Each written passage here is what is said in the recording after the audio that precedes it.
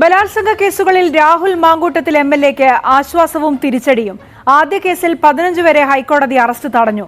രണ്ടാം കേസിലെ മുൻകൂർ ജാമ്യാപേക്ഷ തിങ്കളാഴ്ചയിലേക്ക് മാറ്റിയ തിരുവനന്തപുരം അതിവേഗ കോടതി അറസ്റ്റ് തടഞ്ഞില്ല. ഇത്രയും വലിയ ഗതികെട്ടവൻ ഈ ലോകത്ത് വേറെ ആരെങ്കിലും ഉണ്ടാവും എന്റെ കർത്താവേ.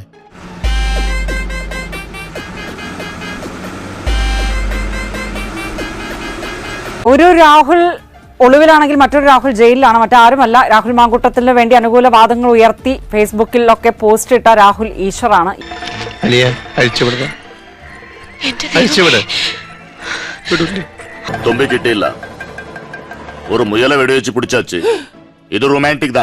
തെറ്റ് ചെയ്തിട്ടില്ലെന്നും പങ്കുവച്ച പോസ്റ്റുകൾ പിൻവലിക്കാമെന്നും രാഹുൽ ഈശ്വർ കോടതിയെ അറിയിച്ചിരിക്കുന്നു.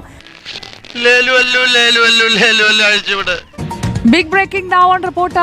അതിജീവിതയെ അധിക്ഷേപിച്ച കേസിൽ രാഹുൽ ഈശ്വറിന് ജാമ്യമില്ല. അതിജീവിതയെ അധിക്ഷേപിച്ച കേസിൽ ജാമ്യ ഉപാധികളായി പല കാര്യങ്ങളും മുന്നോട്ട് വയ്ക്കാൻ രാഹുൽ ഈശ്വറിന്റെ അഭിഭാഷകൻ ശ്രമിച്ചു. എല്ലാ വീഡിയോയും നീക്കാം എന്നതടക്കം മുന്നോട്ട് വെച്ചിട്ടും ജാമ്യം കൊടുത്തിട്ടില്ല കോടതി. രാഹുൽ ഈശ്വറിന് തിരിച്ചടി നേരിടുകയാണ്. എന്റെ ദൈവങ്ങളെ, മത്സരങ്ങൾ നിർത്തിയോ?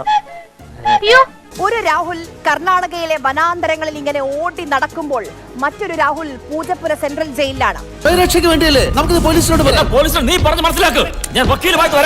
അതിജീവിതയെ അപകീർത്തിപ്പെടുത്തിയെന്ന കേസിൽ റിമാൻഡിൽ കഴിയുന്ന രാഹുൽ ഈശ്വർ അവസാനം ജയിലിലെ നിരാഹാരം അവസാനിപ്പിച്ചു. വിശക്കുന്നു എന്ന് പറഞ്ഞ രാഹുലിന്റെ ഉദ്യോഗസ്ഥർ ഭക്ഷണം വാങ്ങി നൽകി. എനിക്ക് വിശക്കടൂ, 7 ദിവസമായി ആഹാരം കഴിച്ചിട്ട്. സത്യമാണോ ഈ പറയുന്നത്? രാഹുലിന്റെ വാക്കുകൾ, പ്രവൃത്തികളൊക്കെ തന്നെയാണ് ഒരുപക്ഷെ ഈ ജാമ്യം കിട്ടുന്നത് നീട്ടിക്കൊണ്ടു പോകുന്നതെന്ന് പോലും വ്യാഖ്യാനിക്കപ്പെടുന്നുണ്ട്. ഇയാളെന്താ തുണി തിന്നുന്നോ? അല്ല, തിരികെ കയറ്റിയതാ. ഒരു ഫുൾ ഡബിൾ മുണ്ട്, വാ തുറന്ന തെറിയുടെ പൂരാ. അന്ന് മാധ്യമങ്ങളോടാണ് പറഞ്ഞ് ഞാനിതാ നിരാഹാര സമരം നടത്തുന്നു, പുരുഷന്മാർക്കുള്ള സ്വാതന്ത്ര്യ സമരം എന്നൊക്കെ പറഞ്ഞുകൊണ്ടാണ് നിരാഹാര സമരത്തിലേക്ക് കടന്ന. അവസാനം രാഹുലിനെ പിൻവാങ്ങേണ്ടി വന്നിരിക്കുന്നു.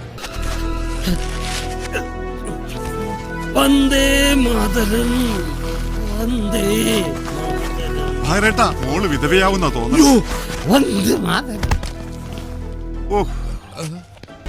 രാഹുൽ മാങ്കൂട്ടത്തിൽ പോലും പറയാത്ത വാദങ്ങൾ ഉന്നയിച്ചാണ് രാഹുൽ ഈശ്വർ ആദ്യം രംഗത്ത് വന്നത്. കൗതുക ലേശം കൂടുതലാണ്. പോലീസ് കസ്റ്റഡിയിലെടുത്തപ്പോൾ പോലും പിന്നോട്ടില്ല എന്ന് ഉറപ്പിച്ചു പറഞ്ഞു.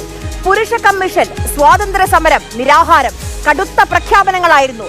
മജിസ്റ്റീരിയൽ ജാമ്യം കിട്ടേണ്ട കേസായിരുന്നു. കോടതിയിൽ ആദ്യം ഹാജരാക്കിയപ്പോൾ എനിക്ക് വേണ്ടി ഞാൻ തന്നെ വാദിക്കുമെന്ന് രാഹുൽ ഈശ്വർ. എന്നാൽ കിടന്നു അകത്തെന്ന് കോടതി അങ്ങ് പറഞ്ഞു.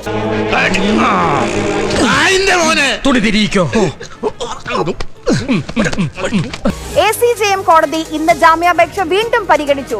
ഹർജി പോലും നിയമവിരുദ്ധമായ സാഹചര്യത്തിൽ പരിഗണിക്കരുതെന്ന് പ്രോസിക്യൂഷൻ. ജാമ്യം നിഷേധിച്ചു. ഇനിയും പൂജപ്പുരയിൽ തന്നെ തുടരും.